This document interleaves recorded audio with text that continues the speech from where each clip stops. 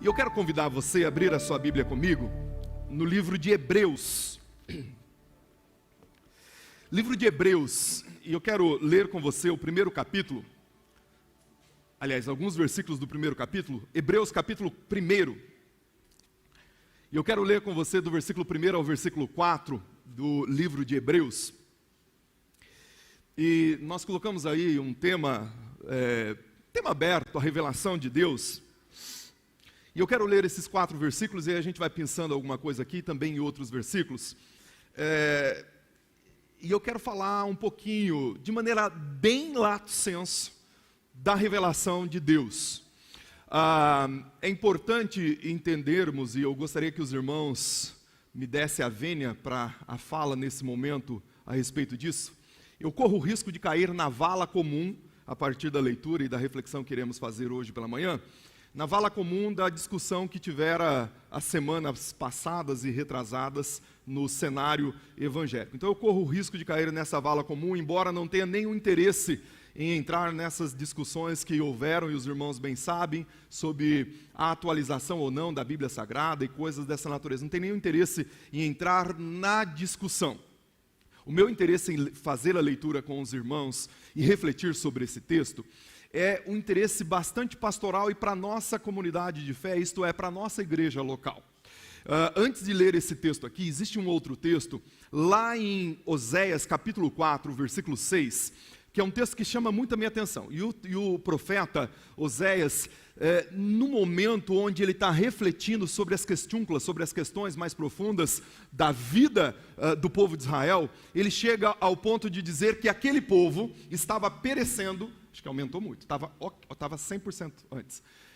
Aquele povo estava perecendo porque não conheciam as Sagradas Escrituras. Isto é, era um povo, eu acho que pode baixar um pouquinho mais, pelo menos para mim aqui. Era um povo que estava sendo levado, na linguagem do apóstolo Paulo já no Novo Testamento, por ventos de doutrinas, por doutrinas outras, por conhecimentos que não eram legítimos do ponto de vista escriturário ou bíblico, que não eram legítimos por aqueles amanuenses divinamente inspirados pelo Senhor, isto é, pelos profetas, pela palavra do Senhor naquele contexto. Então aquele povo estava perecendo por falta desse conhecimento. E eu quero ler então, rapidamente, esses 4 primeiros versículos, melhor dizendo, os 3 primeiros versículos do capítulo 1 de Hebreus, e aí eu gostaria de entrar nesse tema com vocês. Diz assim: no passado, por meio dos profetas, Deus falou aos pais muitas vezes e de muitas maneiras. Verso 2: nesses últimos dias, porém, Ele nos falou pelo Filho, a quem designou herdeiro de todas as coisas, e por meio de quem também fez o universo.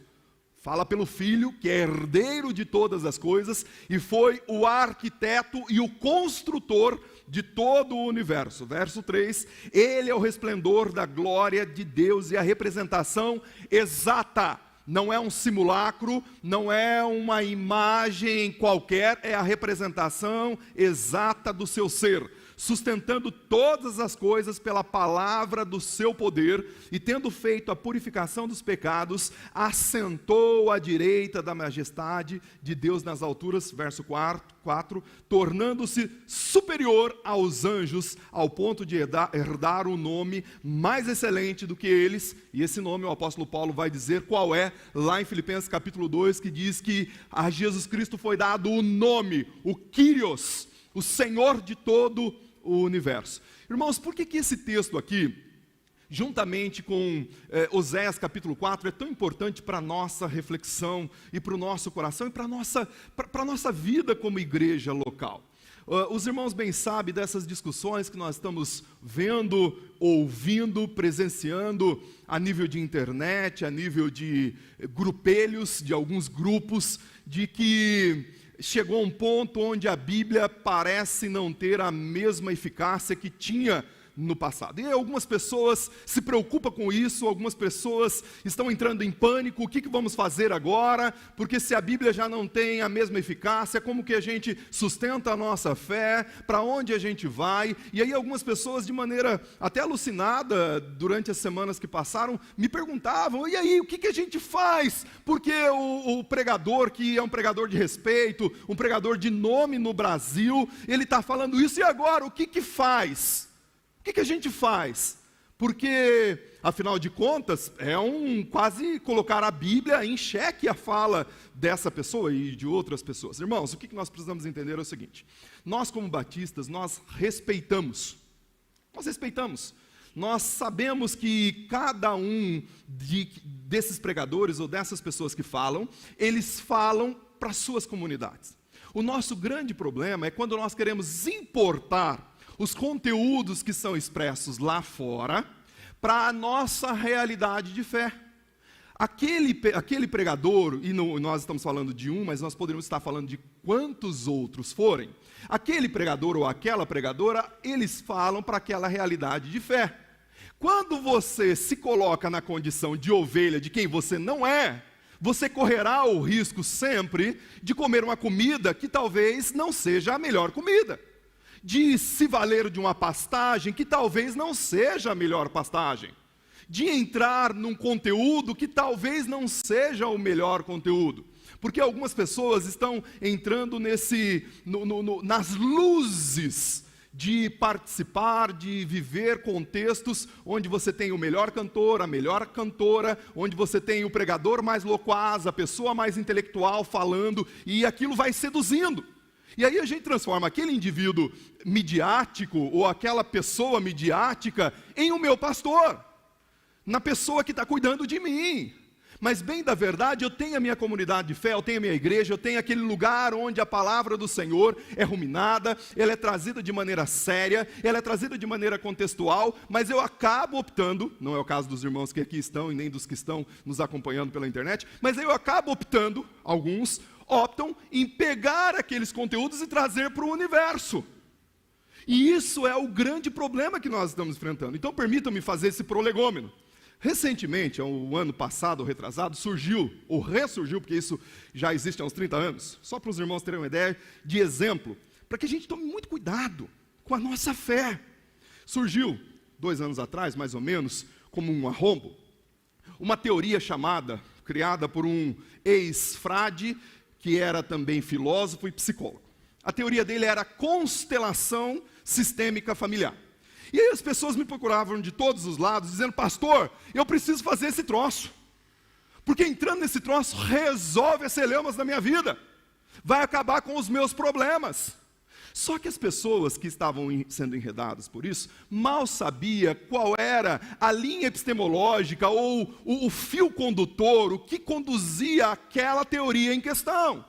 Esse padre, ele foi ser missionário lá na África, e lá ele ficou observando os rituais zulus, os rituais de magia negra que ali eram praticadas, e as incorporações e as regressões que esses homens faziam, o que essas pessoas faziam. Ele importou isso e fez em um sistema ocidental, no caso europeu, porque ele era alemão, viveu na Itália durante um tempo, e aí está fazendo, e aí as pessoas vão lá, faz uma espécie de psicodrama. Psicodrama é uma teoria onde você encena as relações, e por final das contas começam a fazer regressões, porque aquela nostalgia, aquela depressão que eu tenho, deveria ser de vidas passadas. Irmãos, condiz com o Evangelho isso? O Evangelho chancela esse tipo de caminhada. Então, quando nós estamos baseados no Evangelho, quando o Evangelho é a minha vida, quando a palavra do Senhor está no meu coração, eu não fico caindo nesse tipo de situações outras. Eu não fico caindo nesse tipo de situações. O que ocorre, e aí, antes mesmo de entrar nos versículos, que eu quero pegar cada um deles para a gente avaliar, o que ocorre nesse escopo de coisas que está acontecendo nos nossos dias atuais, nós temos 3 tipos de interpretações da Bíblia. E eu vou falar para você de maneira bem lato senso, e você vai conseguir perceber, quando você estiver ouvindo, vendo algumas coisas acontecer. 3 tipos de interpretações para a Bíblia. O primeiro tipo de interpretação começa depois ali da era apostólica, dos pais da igreja, que era um tipo meio alegórico, meio não, era uma interpretação alegórica. Essa interpretação alegórica da Bíblia, para a gente chegar no tema que a gente quer aqui, essa interpretação da alegórica da Bíblia pressupunha 4 níveis de interpretação de qualquer texto bíblico. O primeiro deles era uma olhadela literal. Só que essa olhadela literal não tinha tanta importância. Olho para o texto de maneira literal, sem muita importância. Depois eu olho para o texto de maneira analógica, para buscar ali nas entrelinhas do texto o que as linhas eventualmente não falou. Ok? Eu faço essa segunda. Depois eu vou para uma leitura escatológica, do mesmo versículo. E finalmente para uma leitura moral.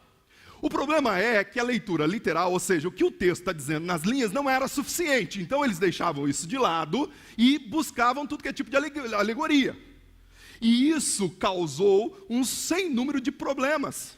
Ao ponto, para os irmãos terem uma noção, os doutores, até o século XIV, os doutores em teologia, pasmem, a maioria dos doutores em teologia até o século XIV nunca haviam lido a Bíblia inteira. Até o século XIV. Só para os irmãos terem uma ideia, eu sou doutor em teologia e eu nunca li os 66 livros da Bíblia. Era isso que estava acontecendo. Depois disso, nós temos uma outra interpretação, bem rapidamente, chamada histórico-gramatical, que é a interpretação que vem um pouquinho antes dos reformadores, com os pré-reformadores, Savonarola e outros, tá ok? Mas os reformadores pegam essa interpretação e colocam para fazer a base da sua leitura. No que consistia essa interpretação? Consistia em olhar para o texto, sim, para o texto, no seu contexto histórico, isto é, o que o autor queria dizer quando ele escreveu esse texto. Quando eu escrevi o texto, quando o autor inspirado, bíblico, escreveu, o que ele estava querendo dizer? Então, essa interpretação vai para essa realidade, depois pega o contexto histórico, para entender o que está acontecendo ali naquele contexto histórico, e vai para a gramática, isto é, entendendo que foi Deus quem inspirou, colocou no coração, na mente do autor bíblico, o texto. Então, a gramática do texto, as letras do texto, as linhas do texto, têm importância. Então esse grupo ia para o texto, buscando significados nas palavras. Isto é, quando foi escrito um texto, tem significado no que está acontecendo ali. Extrai-se esse significado, coloca no seu contexto e faz a aplicação para o público, para a igreja e etc. Ok? O problema é o seguinte: logo depois da Reforma Protestante, ainda no século XVI, finalzinho do século XVI, surge um homem chamado René Descartes, e esse camarada é o patrono do racionalismo. Ele não é o grande problema, mas foi ele quem funda essa coisa do racionalismo. Então tudo tem que passar pela razão. A razão agora é patrona de todas as coisas. Sir Isaac Newton depois aparece, trazendo as questões matemáticas como sendo a exatidão do universo. E desse grupo, já um pouquinho mais à frente, nós vamos ter outros 2 pensadores. Por que isso é importante? Porque a teologia que está embasando muitas dessas interpretações é uma teologia que tem a ver muito mais com filosofia do que teologia. 2 outros autores aparecem. Leibniz, que foi um grande matemático e também filósofo, e Baruch Spinoza. Depois disso vai aparecer uns outros, você já deve ter estudado isso aí lá na escola, vai aparecer uns outros, Schleiermacher, vai aparecer David Hume, vai aparecer John Locke, cada um com a sua linha epistemológica, mas esses camaradas aparecem para que no século XVIII o iluminismo chegue. No iluminismo aparece uma linha dentro da teologia chamada deísmo. Esse deísmo que é o grande problema que nós começamos a enfrentar do século XVIII em diante. O deísmo pressupõe o seguinte: existe Deus, sim, do mesmo jeitinho, Deus está lá no lugar dele, tá ok? Só que Deus está no seu alto e sublime trono, ele é como um grande relojoeiro, deu a corda no relógio chamado universo, seres humanos, enfim, o mundo, deu a corda e deixou.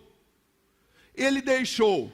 Então ele não intervém, ele não está na história, ele não cuida da história, ele não cuida do ser humano. É isso aí. Essa linha mais à frente vai ser chamada, vai receber outras influências e vai entrar então num liberalismo teológico. O liberalismo teológico é a terceira linha de interpretação bíblica, que é essa que nós estamos vendo nos dias atuais. Qual que é essa terceira linha de interpretação bíblica? Chama histórico crítico. É uma alta crítica. Significa dizer que esse grupo olha para a Bíblia e até acha que a Bíblia tem alguma inspiração. Só que a Bíblia é um livro meio mofado. É um livro que foi escrito muito antigamente. Há 4.000 anos atrás, há 3.000 anos, é muito antigamente.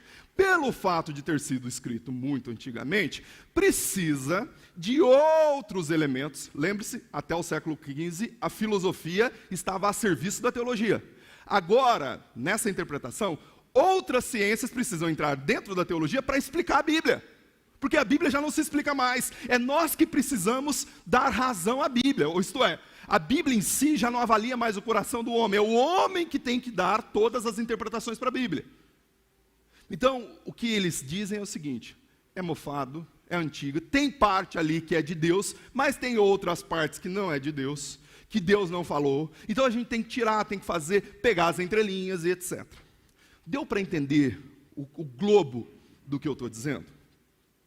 Mas nós, irmãos, nós afirmamos peremptoriamente que a Bíblia é a palavra de Deus. Ela não apenas contém a palavra de Deus. A Bíblia é inerrante, ela é infalível, ela é revelação de Deus. Pense só comigo, o ser humano, conspurcado pelo pecado lá no jardim do Éden, jamais conseguiria ter o conhecimento de Deus pela sua mente finita, pela sua mente pequena. Então Deus, que sabia que o ser humano não conseguiria conhecê-lo, Ele se fez revelar. Então a Bíblia é uma revelação do Pai, é uma revelação de Deus. Ele se revelou a nós. Ele é o Senhor da sua palavra. Esse grupo, esse último grupo que eu fiz referência para vocês, eles chegam a acusar o segundo grupo, que é o histórico gramatical, que esse segundo grupo, eles fazem da Bíblia uma idolatria, bibliolatria, porque acreditam que a Bíblia é a palavra de Deus, e não contém a palavra de Deus. Irmãos, nós precisamos continuar levantando a nossa fé, a nossa crença, a nossa integralidade. A Bíblia é sim a palavra de Deus, e ela vai continuar sendo a palavra de Deus para os nossos corações. Nós precisamos continuar, sim, como o povo da Bíblia, sem titubear, sem olhar para os lados, sem olhar para aquilo que não tem a ver com o conteúdo sacro, com o conteúdo bíblico. O Senhor revelou a sua palavra. Salmo 19 é um dos salmos que eu mais gosto. Ele diz que os céus proclamam a glória de Deus. O firmamento anuncia as obras da sua mão. Um dia declara isso para outro dia, e uma noite fala do seu conhecimento. Não há voz, mas em todo o universo se ouve. Olha o que a Bíblia está dizendo, que Deus ele se revela, e se revela num primeiro momento, a partir do que acabamos de ouvir aqui do Salmo 19, ele se revela de maneira silenciosa, a partir da natureza. E o apóstolo Paulo ele vai dizer algo tão contundente, lá no capítulo 1 do livro de Romanos, do versículo 18, 19 em diante, ele vai dizer algo tão contundente, ele vai dizer o seguinte: olha, são inesculpáveis aqueles que dizem que não conhece Deus porque não viu sua revelação. São inesculpáveis porque Deus se revela através da natureza. Deus se revelou a nós. É Ele fazendo o trabalho de se revelar a um povo chamado seu povo. E mais, a esses que não tiveram um encontro com Cristo, o apóstolo Paulo ainda vai dizer algo mais contundente. O que o Kant, já falei isso em outras ocasiões, o que o Kant, Immanuel Kant, um filósofo do século XVIII para o XIX, ele vai dizer que o imperativo categórico, o apóstolo Paulo diz em Romanos capítulo 2, versículo 15, que Deus colocou no coração desses que são ímpios, desses que são gentios, uma lei moral. E mesmo quando eles não têm a lei do Espírito de Deus, existe uma lei moral dentro deles que leva eles a entenderem o que é o certo e o que é o errado. Irmãos, então Deus se revela, ainda que seja pela natureza. Mas agora, voltando para o nosso texto de Hebreus, é lindo porque o escritor de Hebreus, ele vai dizer que no passado, Deus se revelou de muitas maneiras. Quais foram as maneiras que Deus se revelou no passado? Ele se revelou no primeiro momento de maneira teofânica. O que é de maneira teofânica? Ele assumia formas e se revelava ao homem. Foi assim com Moisés, foi assim com Abraão, foi assim lá no próprio Jardim do Éden, capítulo 3, versículo 8, do livro de Gênesis. Deus se revelou, Deus se amostrou a esse homem. Deus tinha interesse em se revelar ao homem. Então essa ação reveladora, primeiro é uma ação teofânica, mas Deus também se revelou através dos seus profetas. Irmãos, isso é lindo. É lindo porque os profetas de Deus que se levantavam no Antigo Testamento, se vocês prestarem atenção, quando eles se levantam, e às vezes com o dedo em riste, eles não colocam o dedo em riste apontando para a sua fala, mas eles colocam o dedo em riste e dizem assim: assim diz o Senhor. Assim diz o Senhor. E o apóstolo Pedro vai dizer em 2 Pedro capítulo 1, versículo 20 em diante, que não houve uma única profecia sequer que tenha vindo da conexão, ou da cognição, ou da intelecção humana. Todas as profecias que nós temos na palavra do Senhor, elas são advindas, elas são oriundas, elas têm a sua gênese, a sua raiz na vontade de Deus. Todo o profeta que foi levantado pelo Senhor falou em nome do Senhor. Então a palavra de Deus, ela é revelação para os nossos corações. Ela se revelou, o Senhor revelou-se através da sua palavra. Ele inspirou santos homens de Deus. É verdade, alguém vai dizer, mas eram homens. Sim, eram homens, não poderiam ser animais. Eram homens, mas eram homens que foram selecionados pelo Senhor. Mais de 40 autores para escrever esses 66 livros. Pessoas dos mais diversos matizes. Desde aristocrata, como era o caso de Isaías, ao boiadeiro, ao pescador, ao médico, ao jurista, enfim, ele selecionou esses homens, introduziu, soprou no coração desses homens, e quando esses homens escreviam, eles estavam inspirados pelo Espírito Santo, em 3 continentes diferentes, Ásia, África e Europa. Olha só, 1.600 anos de escrita, 1.189 capítulos, 31.105 versículos, para trazer a palavra para você, passando por todo esse tempo, para que essa palavra chegasse intacta ao seu coração, intacta ao seu coração. E aí você vai me perguntar, pastor, mas será que ela não precisa de atualização, visto que foi escrita durante 1.600 anos, visto que data de uma história de quase 5.000 anos atrás? Será que não precisa de atualização a Bíblia Sagrada? Olha o que o texto vai dizer para nós aqui. Olha só. Nesses últimos dias, porém, ele falou pelo Filho. Quando Deus entendeu que chegou a plenitude dos tempos, Gálatas capítulo 2, quando chega a plenitude dos tempos, quando chega o momento da atualização dos fatos, quando chega o momento onde a sombra, ela já não é mais necessária, porque chegou o objeto fixo, porque chegou aquele que seria a realidade para a existência. Quando chegou esse momento, Deus enviou o seu Filho, para que qualquer atualização necessária, para que qualquer reencadernação que tivesse que acontecer, acontecesse em Cristo, a convergência viesse em Cristo, a palavra chegasse na plenitude, na completude em Cristo. Então, meu irmão, precisamos de qualquer atualização? Se precisamos, Cristo já fez para nós. Cristo atualizou a sua palavra e continua atual. E com isso aqui eu não estou de maneira alguma desrespeitando, querendo desrespeitar qualquer pessoa que tenha falado o que falou aí nos contextos e ainda estão falando. O que eu estou dizendo é que para a nossa comunidade de fé, para a nossa igreja, nós continuaremos crendo que a palavra do Senhor é suficiente para nós. Ela não precisa de reencarnação. Eu não preciso de outros elementos. ela é o suficiente. E Cristo atualizou no nosso coração. O apóstolo Paulo vai dizer em 2 Timóteo, capítulo 3, versículo 16 em diante, que toda a Escritura é divinamente inspirada pelo Senhor. E quando ele está falando toda a Escritura ali, lembre-se que o cânon do Novo Testamento ainda não estava completo. Então o que ele está referenciando é aquilo que precedia.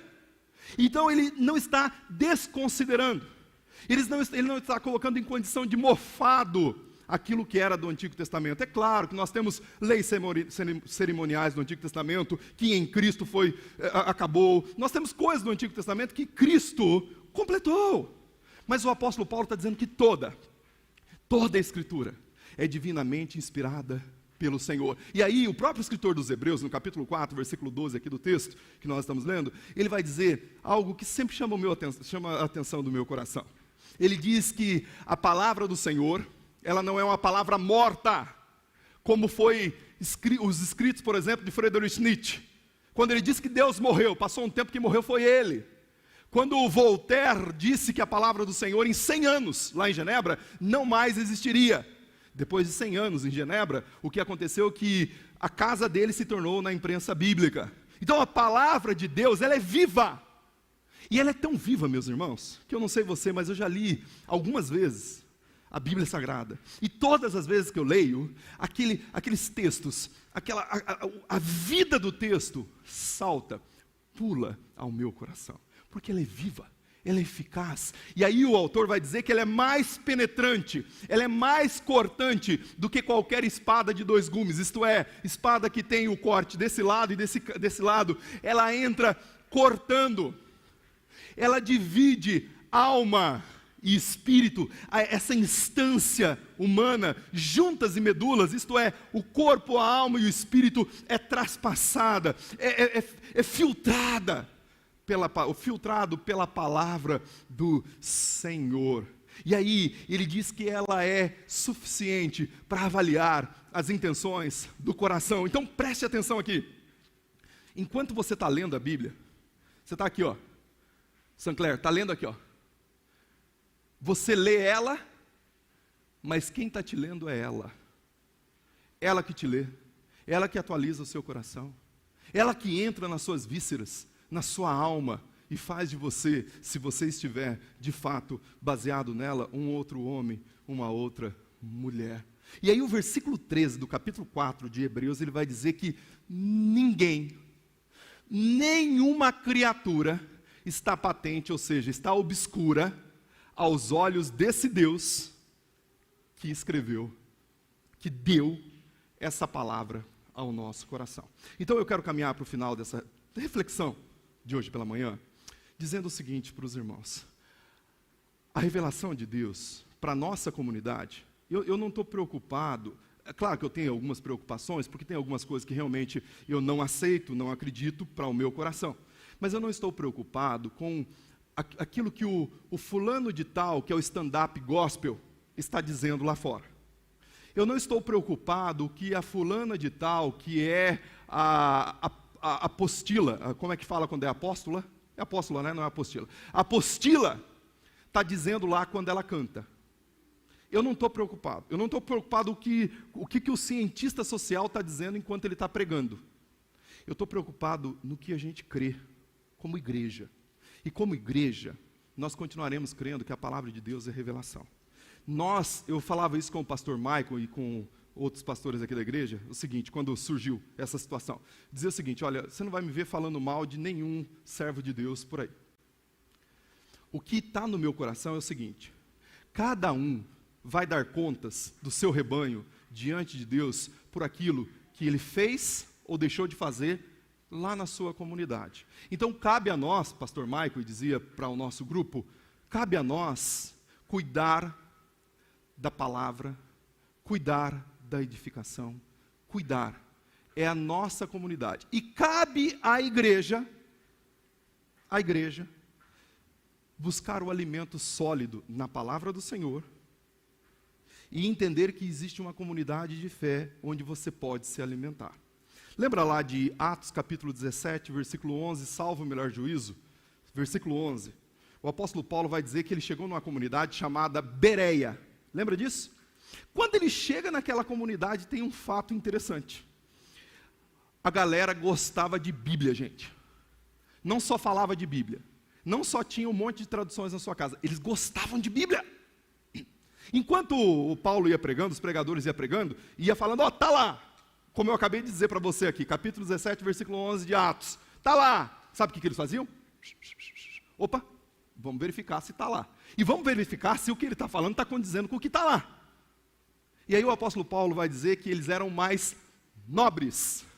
Nobres, porque eles não deixavam se engoldar por qualquer vento de doutrina. É o que o Salmo 1 vai dizer do homem e da mulher Macários. Bem-aventurado. E aqui eu finalizo com esse Salmo 1 que ele diz: bem-aventurado o homem que não anda segundo o conselho dos ímpios.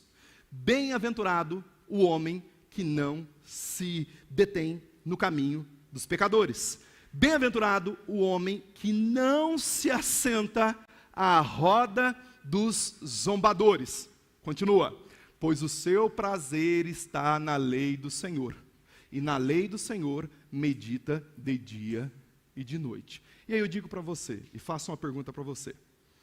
Você acha mesmo que quem está meditando na lei do Senhor de dia e de noite, você acha mesmo que quem importou a palavra de Deus verdadeiramente para o seu coração, vai cair nesses engodos? De achar que a Bíblia não é o suficiente? Não estou dizendo que alguém falou que não. Mas você acha mesmo que alguém que foi afetado por essa palavra de verdade vai cair no engodo de achar que é um livro mofado, que já passou, que os caracteres que aqui existem não fazem sentido para o nosso coração? Então, sejamos ao contrário daquele povo de Oséias capítulo 4, versículo 6. Sejamos esse povo de Salmo capítulo 1, esse povo de Atos capítulo 17, versículo 11. Um povo que busca na palavra de Deus, um povo que não é apenas audiência, um povo que não é apenas paciente. O paciente é aquele que está paciente diante de alguma coisa. Às vezes nós estamos só pacientes. Não, meus irmãos, nós precisamos buscar na palavra. Então, guarde na sua mente, no seu coração. A revelação de Deus, ela foi dada para mim e para você, para nós como igreja e para nós como seus filhos, porque Deus tem interesse em se relacionar com você. Aliás, Deus é um Deus relacional, Deus desde o jardim do Éden. Ele que ia, na viração do dia, se relacionar com o ser humano. E Ele continua se relacionando comigo e com você através da sua palavra. Essa é a revelação de Deus para as nossas vidas e continua viva e eficaz, sem necessidade de reencarnação. Não precisa mudar. Não precisa mudar a capa. Né? Allan Kardec fez isso. Ele queria o evangelho, mas ele achou que tinha coisas aqui que dava para tirar. E aí ele fez o evangelho dele. Não. Allan Kardec fez. Nós não temos essa autoridade. Aliás, Marcion, segundo século depois de Cristo, fez exatamente isso. Nós não. Nós pegamos a Bíblia Sagrada e fazemos dela uso para o nosso coração. Quero te convidar a se colocar em pé. Nós vamos orar.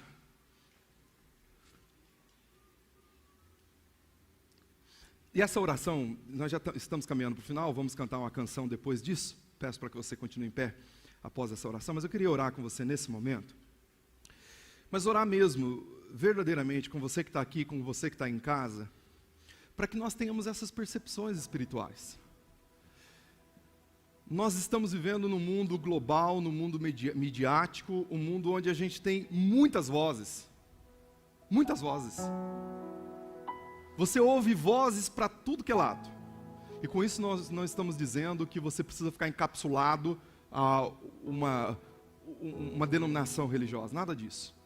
Mas eu queria apelar ao seu coração, ou sobretudo à sua consciência, de que no meio de todas essas vozes, você vai encontrar coisas boas, mas você vai encontrar também um montão de coisas que não procedem.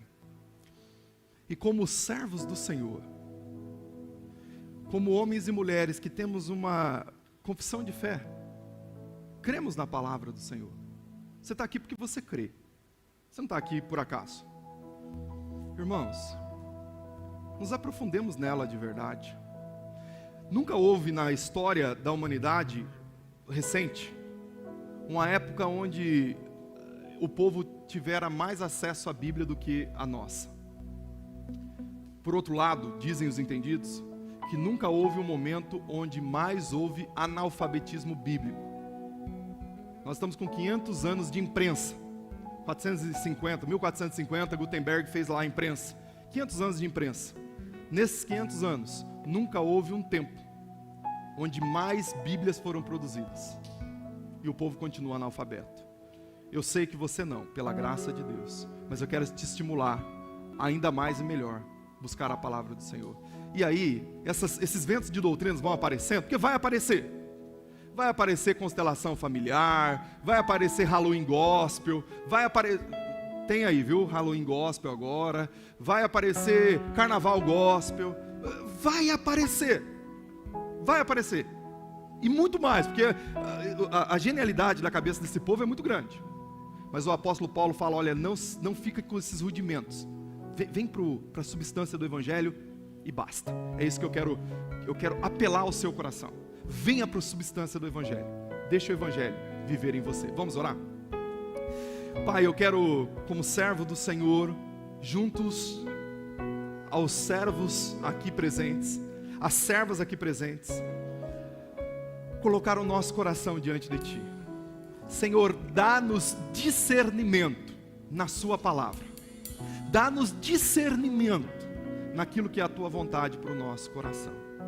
Pai, nós queremos, como comunidade de fé, como igreja local, buscar na Sua palavra, somente na Sua palavra, as relações para a nossa vida.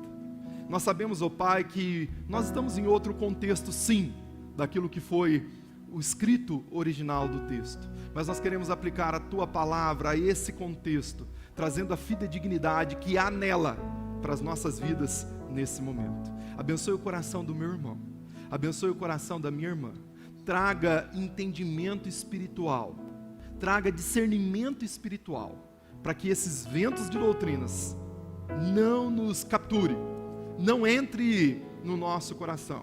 Pelo contrário, que esses ventos de doutrina passem de largo por nós, sobre nós. Que a palavra do Senhor continue sendo o nosso direcionamento.